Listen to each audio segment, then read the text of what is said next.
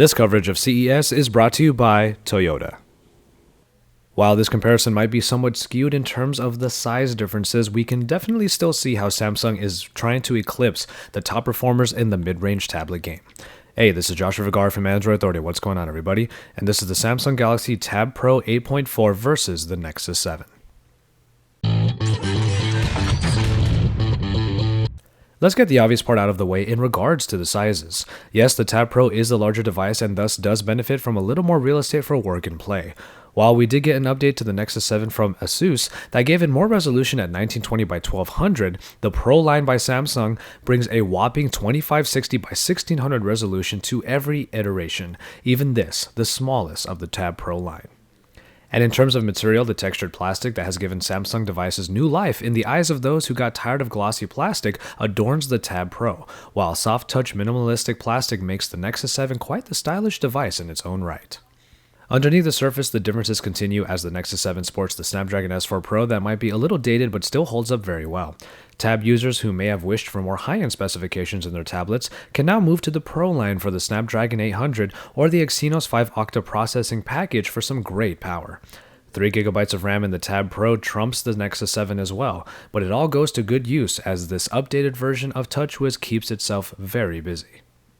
In software, we obviously have a big difference in user interfaces. While the Nexus 7 boasts the stock Android experience that plenty of Android purists pine over, it is definitely pretty minimalistic and doesn't provide for much more functionality outside of the bare essentials. However, those bare essentials are valuable in and of themselves, to be fair.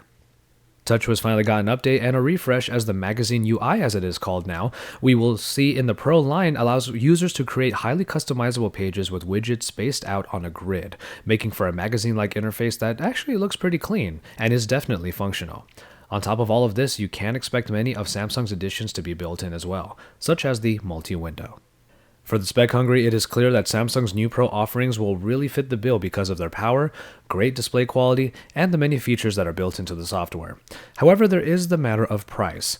Now, while we don't really have any real final word regarding the price point of the TabPRO 8.4, it is likely going to be quite a premium over the affordable $229 Nexus 7. Now, in that case, you might look at this as a you get what you pay for situation, and in the future we are going to take a much harder look into these two devices in a more full comparison. But in the end, it does come down to what you really need. And what is clear here is that Samsung in the new TabPRO line certainly wants to try giving you everything they think you want. Once again, this is Joshua Vergara from Android Authority telling you to keep it tuned here for all of the best coverage here at CES 2014. And once again, thank you to Toyota for sponsoring our CES coverage.